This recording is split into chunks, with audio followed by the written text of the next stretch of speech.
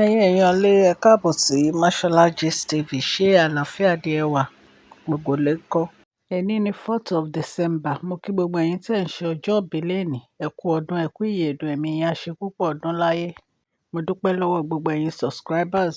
Gbogbo ẹ̀yin subscribers ní orí ìkànnì yìí. A dúpẹ́ ní ọwọ́ gbogbo yín fún support yín lórí channel yìí o. Ọlọ́run á bá mi gbọ́wọ́ yín sókè o. Ẹ ní tọrọ jẹ, ẹ ní tọrọ mu o. Ẹni ẹlẹ́dẹ̀ ò ní gbà ṣe yín ṣe. Bí a ṣe gbọ́, gbogbo ọ̀rọ̀ coin wa, ayọ̀ àti ìdùnnú ló já sí.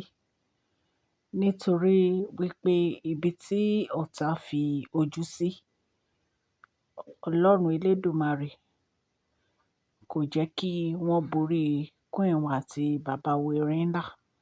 Ọlọ́run gba ọ̀nà àrà, ó fi ṣe ìyanu nínú ayé àwọn méjèèjì.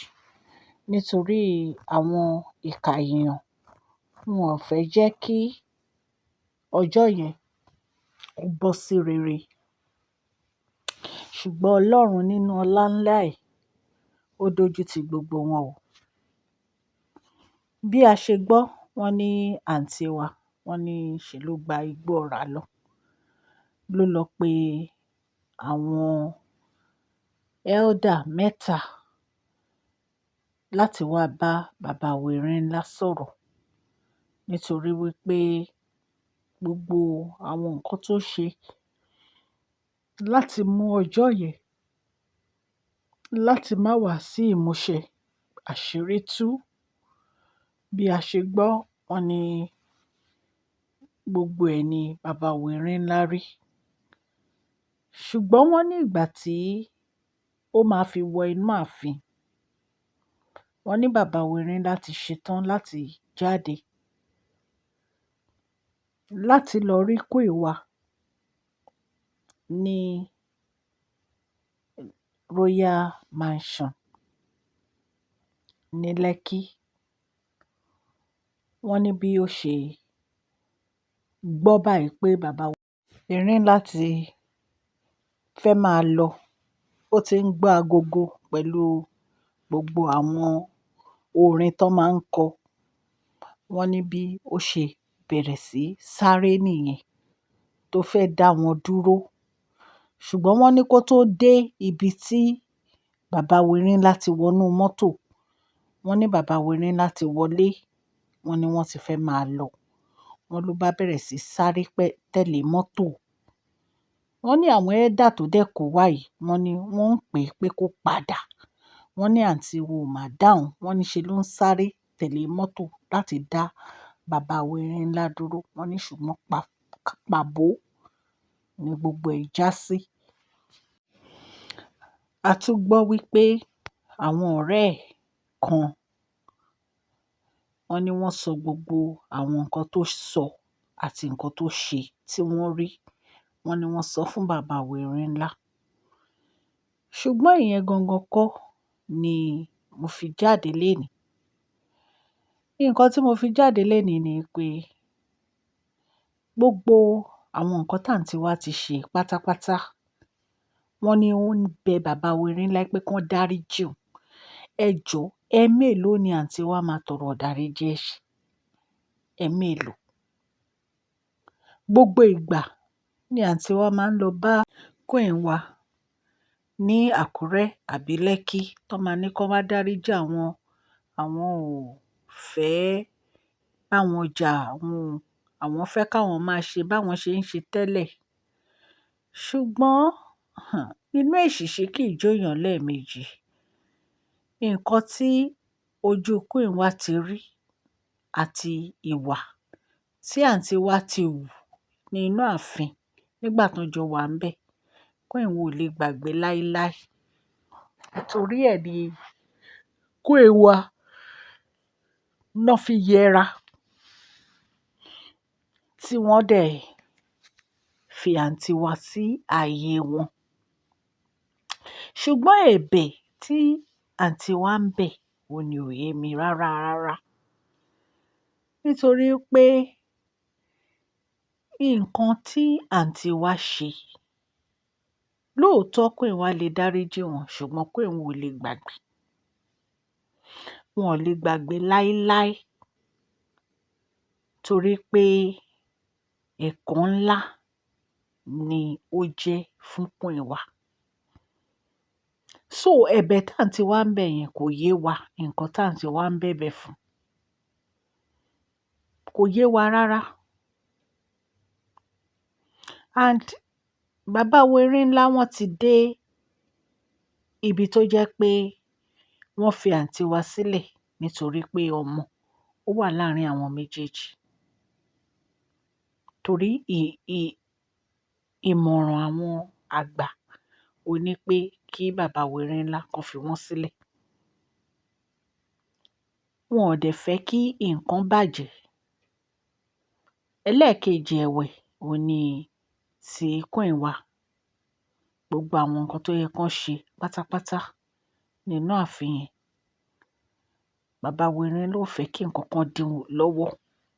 Nítorí ẹ̀ ni bàbá Erinlá fi àǹtí wa sáàyè wọn. Wọ́n ní ìyá onífá wá sí inú ààfin láti make sure pé wọ́n parí ọ̀rọ̀ àti wọ inú igbó Odùduwà. Gbogbo àtìlẹ́yìn ìyá onífá ò ní wípé kí òun rí ẹ̀rín ní ojú bàbá Erinlá àti Queen wa.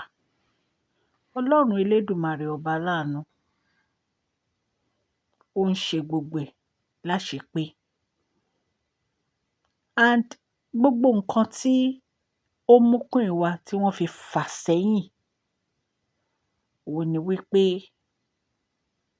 àmì ara ni. Ṣé tẹ́yin náà bá mọ̀? Ẹ mọ̀ wípé èèyàn Ọlọ́run ó ní Queen wa.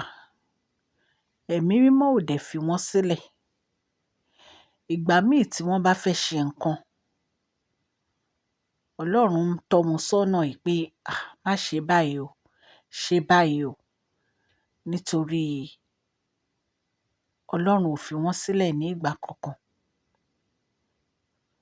So tí bàbá Erinlá bá fẹ́ nǹkan báyìí níìsín tí Queen wa dẹ̀ gbàdúrà sí i,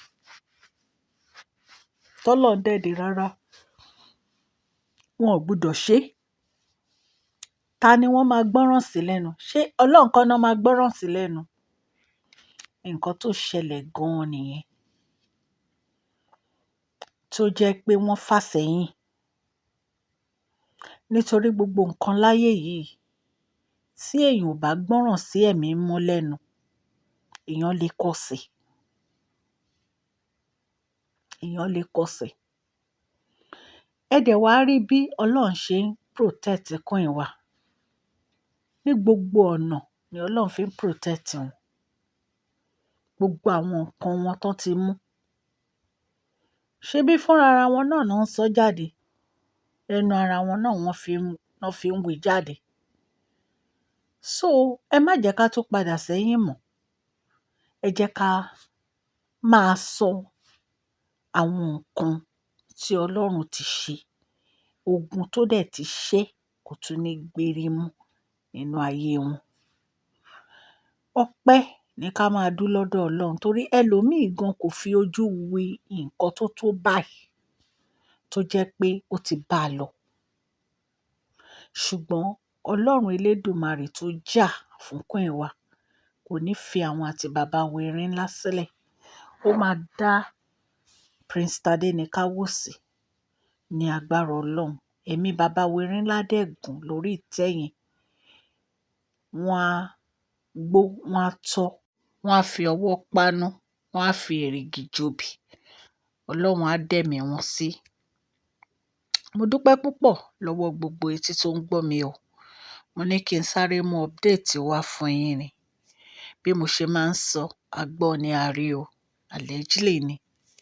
Orúkọ mi ò yípadà, Máṣọ́lá ni orúkọ mi. Yorùbá ni à ń sọ lórí ìkànnì yìí. À ń sọ nítorí pé a fẹ́ gbàgbé àṣà àti èdè wa. A dẹ̀ ń sọ̀rọ̀ nípa Royal Gist ní orí ìkànnì yìí. Ẹ̀yin èèyàn lé, tó bá jẹ́ ìgbà àkọ́kọ́ ní tí ẹ̀ ń darapọ̀ mọ́ Mashola Gist TV, ẹ subscribe kẹ́dẹ̀ tẹ notification bell so that a bá ti post any gist ẹ máa rí. Ẹ follow mi lórí Oore-Ọ̀fẹ́ Gist TV. Ibẹ̀ ni a ti máa ṣe prize giveaway wa ní ọdún èyí tí ó fẹ́ wọlé ní December 15 fún ọdún tó ń bọ̀. Ọlọ́run Elédùmarè á wà pẹ̀lú gbogbo yín. Ọlọ́run á bá mi gbọ́wọ́ yín sókè o. Ẹni tọrọ jẹ, ẹni tọrọ mu, ẹni ẹlẹ́ni ò ní gbà ṣe yín ṣe. Please share this video, like and subscribe. God bless you all. Mashola Gist TV, love you all.